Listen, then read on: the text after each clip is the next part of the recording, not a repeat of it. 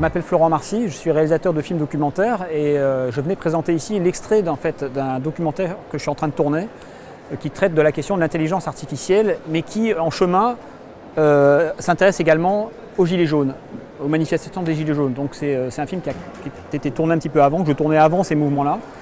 Et j'ai trouvé intéressant finalement d'insérer des séquences de ces mouvements dans ce film qui démarre en Irak et en Syrie, il y a 1 an et demi.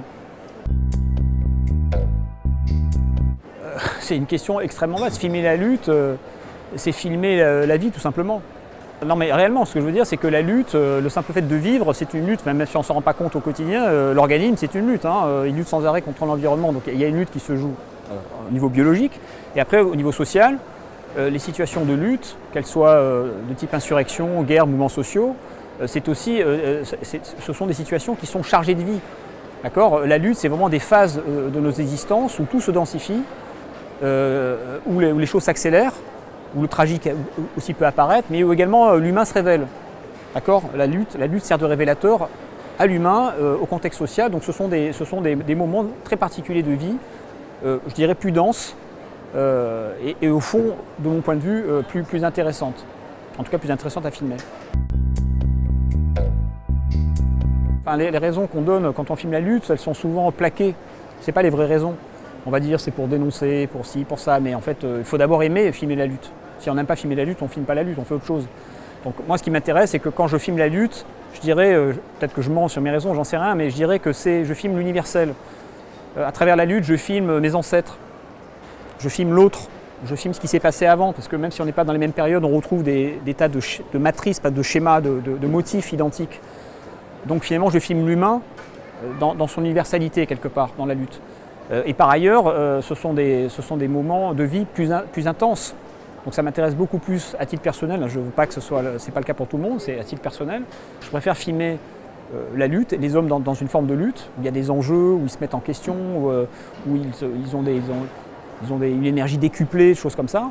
Je préfère filmer cette lutte-là que de filmer des gens sur un tapis roulant, par exemple. Un tapis roulant, ça m'intéresse pas beaucoup, quoi.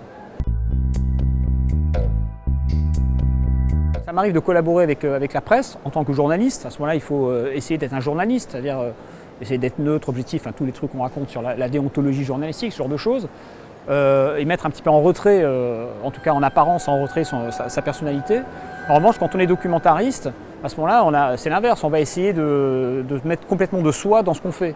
Donc, dans mon parcours, du fait que je travaille souvent sur des situations qu'on peut qualifier d'actualité, c'est pas un terme très élégant, mais c'est comme ça. Je côtoie de la presse, je côtoie des journalistes, et parfois il m'arrive de collaborer avec la machine médiatique pour des tas de raisons, parce que vous êtes à un endroit où il n'y a pas d'autres journalistes, vous voyez des choses que d'autres n'ont pas vues. Donc ça m'arrive de passer de ce côté-là, mais je ne suis jamais là pour ces raisons. Toujours je garde la raison principale, en tout cas quand je travaille dans ce genre de situation, c'est d'abord pour mes films en tant que documentariste. Voilà. Je pense que le fait de tourner des films documentaires en plus, je travaille seul, je produis moi-même, j'ai pas d'institution qui... Voilà, je me suis écarté, c'est moi-même qui ai décidé de travailler de cette façon-là.